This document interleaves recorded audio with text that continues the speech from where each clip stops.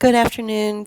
It's about 4 o'clock in the afternoon on Wednesday, December 17th. This is a follow up to my video that I made yesterday. Again, it was really just, uh, about an hour or so of looking into the story, and then I decided to make a few comments on it. I think it's hard for people to reconcile what happened, uh, and also to go a little bit beyond and a little bit deeper. We can only go so far as where we allow ourselves to go regarding this story. Uh, on the surface, it looks as though a very troubled young man who caused his family a lot of pain and had no remorse or regrets for any of the pain that he caused his family during his addictions and his, various episodes. It it looks as though, he is the villain, and he is the person that we are all supposed to, uh, throw throw things at and say, this is the person that deserves everything he gets. And I want to move away from that kind of language, and I want to move away from those thoughts, and remind you that good parents are never murdered by their children, for one. And second, I'm sort of in the camp with JP and a few other people that are having a really hard time believing that this 32-year-old with a history of drug addiction and being scapegoated by the family actually committed the murder. I mean, the the the murders were, first of all, it's a double homicide. This is really unheard of, and second of all, they were brutal to a point of the brutality of it was like over the top. I mean, it doesn't feel like something a son, even with his troubled past, would do to his parents. I don't, like I said before, drug addicts are usually committing violence on themselves, not on other people.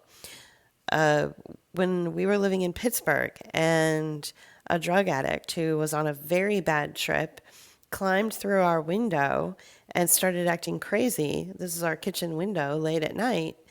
Um, all it took was for me to say, I need you to sit down, and I'm going to call the police, and you're not in any trouble. We're not going to press charges. But you did enter our home without our permission. And do you understand what I'm saying? And he did. And he was babbling and crying and mumbling, but he certainly wasn't violent. I didn't feel threatened by him at all. The poor kid was just having a really bad trip. And, recently a next door neighbor's son came over to apologize to me and JP. He sat down with us in our music room and he said, I'm really sorry that this is, a different neighbor, different story, different town.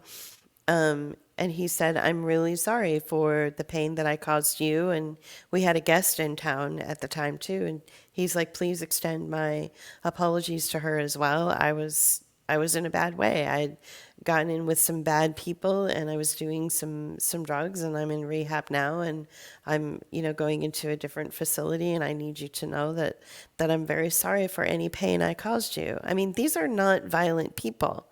These are people that feel so abandoned in some way by society or by their family of origin that they feel that they don't have any choice but to keep going back to the things that helps to dull the pain. And sometimes that's drugs, sometimes it's alcohol, sometimes it's other forms of addiction.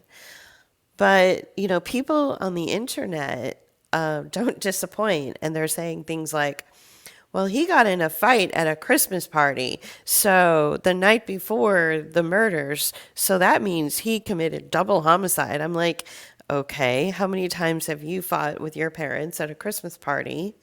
Or, maybe you said something and your parents embarrassed you and it pissed you off. I mean, come on, to say that, because he got into a spat with his parents, that suddenly makes him guilty of double homicide. I mean, that's ridiculous, right? So we have to look at the core reasons why he felt he had no choice but to go to drugs. And the core reason is because of the complicated and contentious relationship he had with his father and probably his mother as well. The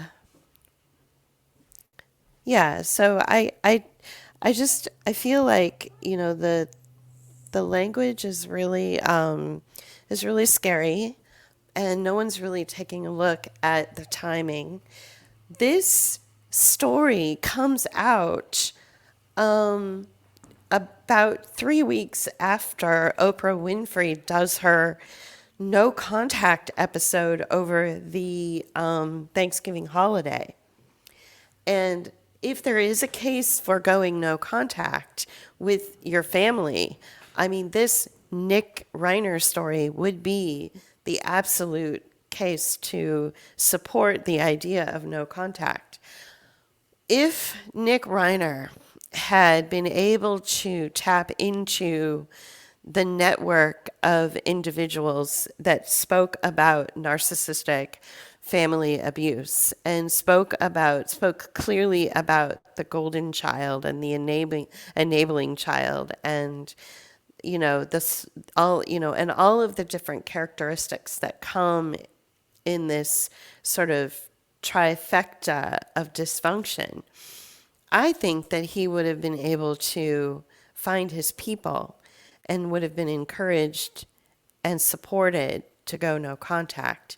And he could have leveraged his name, and this could have been a completely different outcome. But the problem with being a scapegoat when you don't know you're a scapegoat, and the problem with not having a community of people that will help you identify what your role is in the family of origin, and the problem with not having access to this information, is you always feel as if you're on the outside. You always feel as if you are in the way. You're not spoken to in the same way that your brothers and sisters are spoken to. You are treated like a second class citizen. And so I think in his situation, because there was a lot of money and there was, a limitless supply of drugs, he just dulled all of this pain and went into drugs. No one's really talking about that. They're not talking about the core issues that took place in the family of origin and his role as the scapegoat, starting at a very early age, like 13 years old, 14 years old, something like that.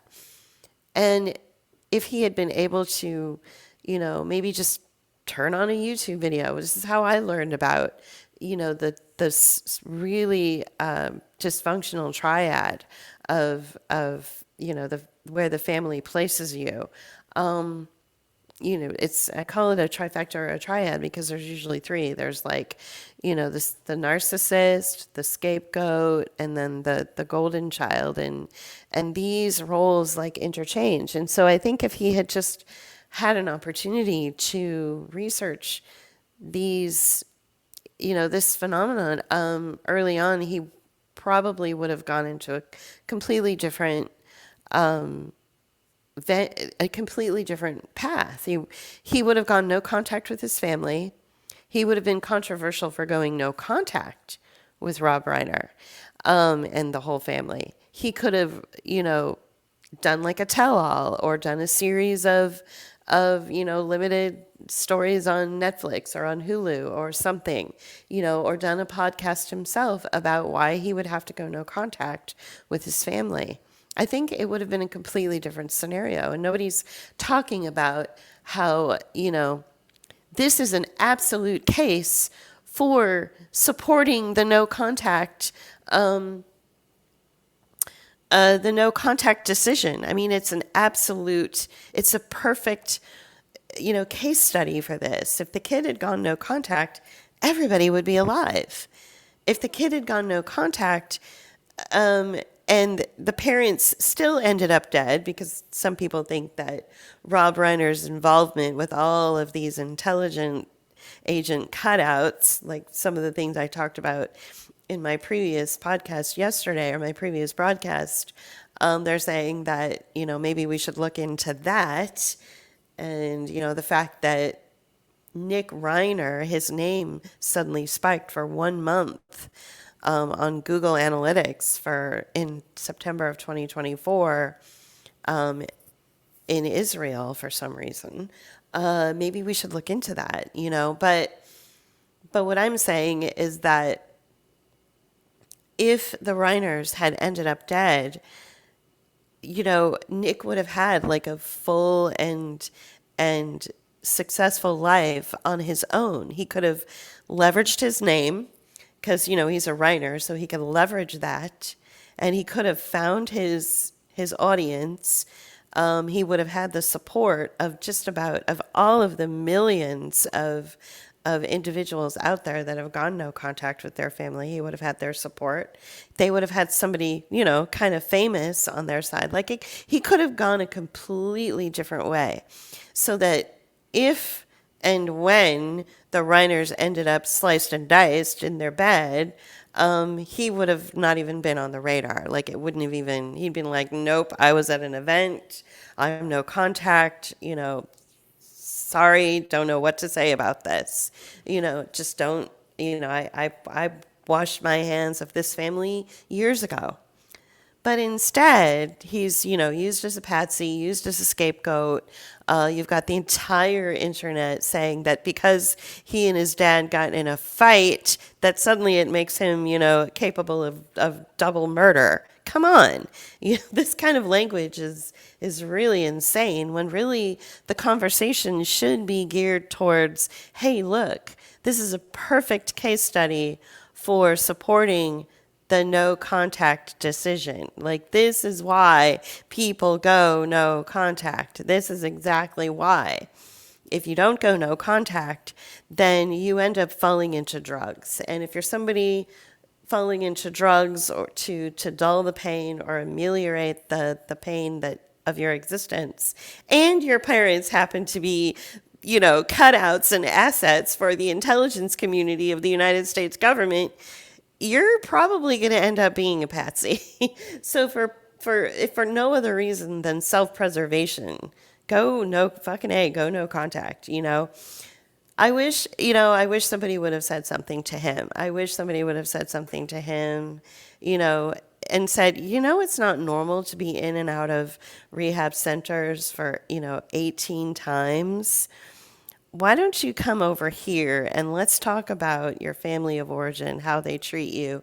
Let's go deep. Let's go no contact. And let's get away from these experimental facilities that use these experimental treatments to try to change your brain, to try to change your neural pathways. There's something going on here that is not right. Like, it's immoral, it's unethical, and no good will come of this. There is no treatment for you. The only treatment is to go no contact. And a lot of people, who had fallen into homelessness and drug addiction, because of the pain that they experienced of being, from being a scapegoat, or being labeled the black sheep of the family, or being labeled the problem child.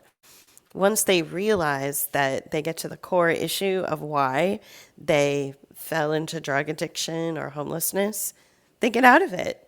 I mean, in just about every case where the individual says, yeah, I got into drug addiction because I couldn't deal with the bullshit from the family of origin. I was tired of being the black sheep.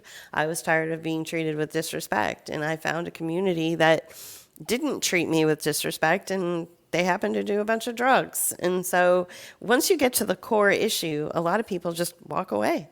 They just walk away from their addictions once they realize that it's kind of not their fault.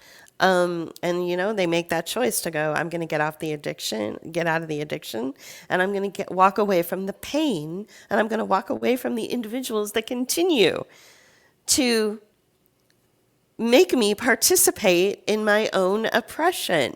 Because that's what being in a relationship with a family that wants to designate you as a scapegoat, or wants to hurt you or lie about you or go behind your back or try to embarrass you or set you up to fail.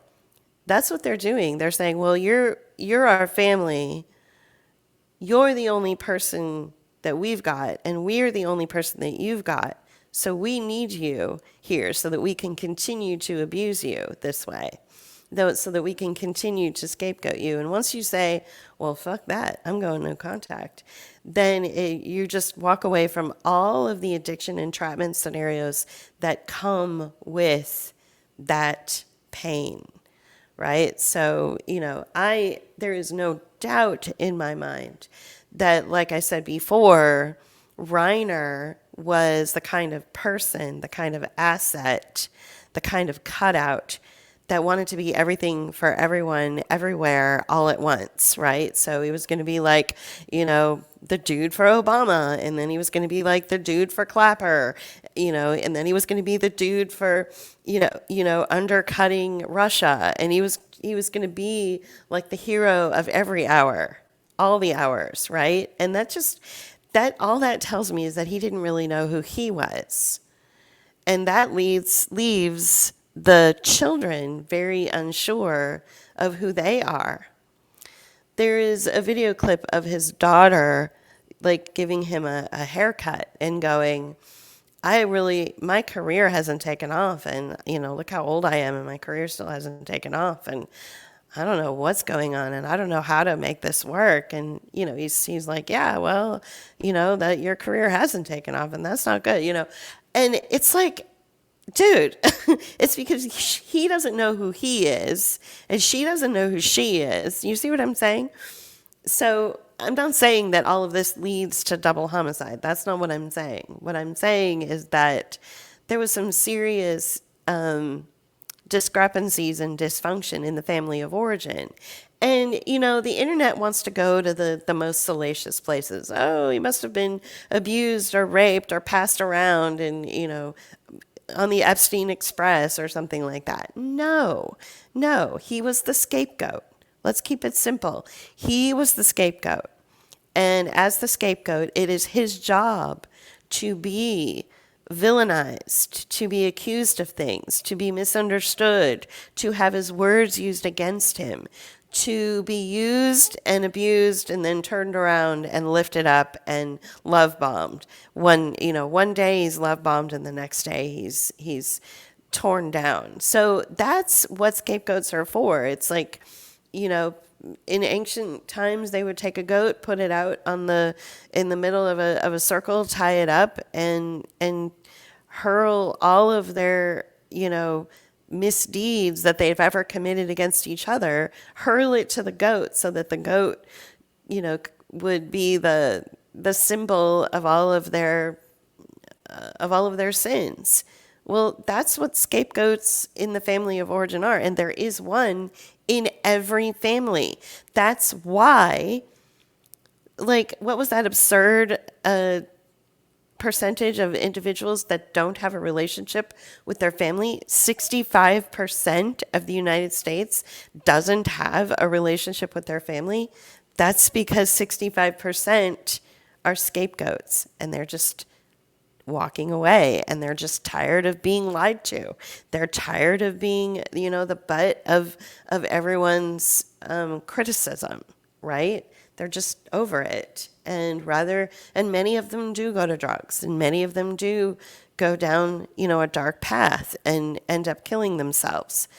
It is more likely that in his situation, he was ready to commit suicide rather than double homicide. So this is, not, these conversations are not happening where we're talking about the family of origin, where we're talking about what really happened. I'm sure he's got like a team of lawyers that are ready to gin up the most salacious origin story.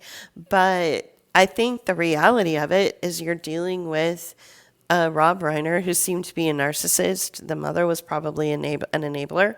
And then he had three siblings who were all golden children. And one of them was Hollywood royalty.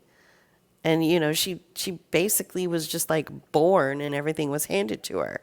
So, you can't compete with that. You're in the shadow of all of this, you know, all of this popularity and all of this, success, and you're just in the shadow of it. And it makes an impossible life. I think people are getting it wrong. People need to get away from the salacious stories about, abuse and things like that and being passed around. Get away from that.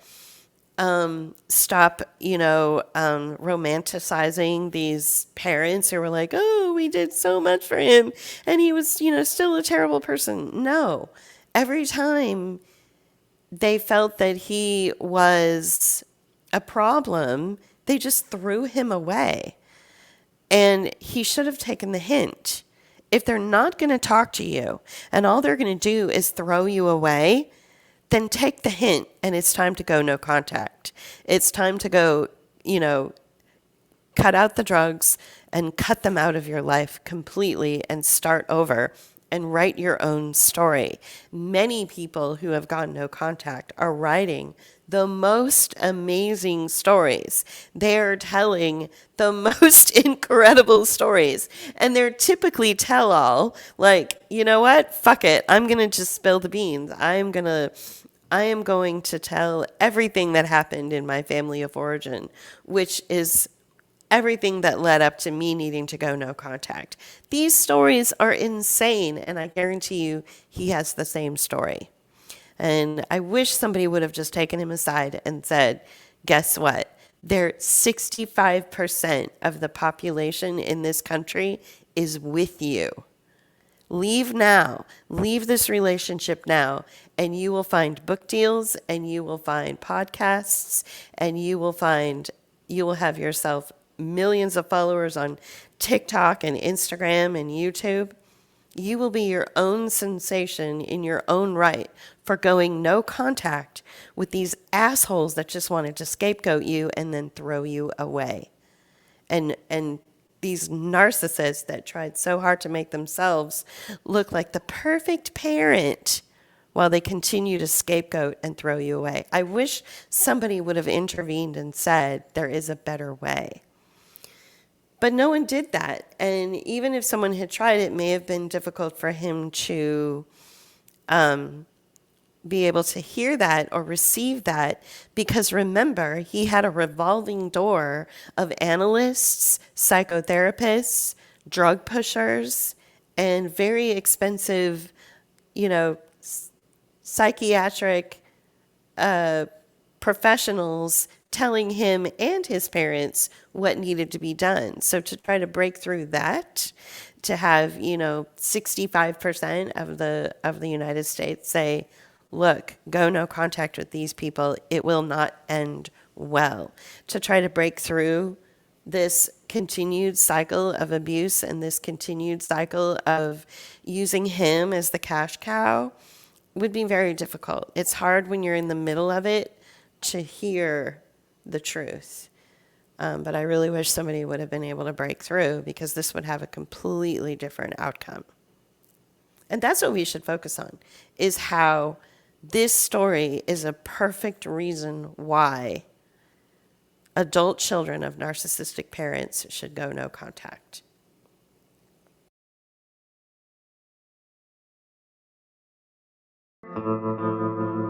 You can help us continue our work by becoming a patron at patreon.com/Book of Hours, or leave us a one-time donation at paypal.me/Book of Hours,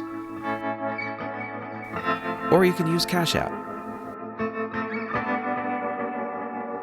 Thank you.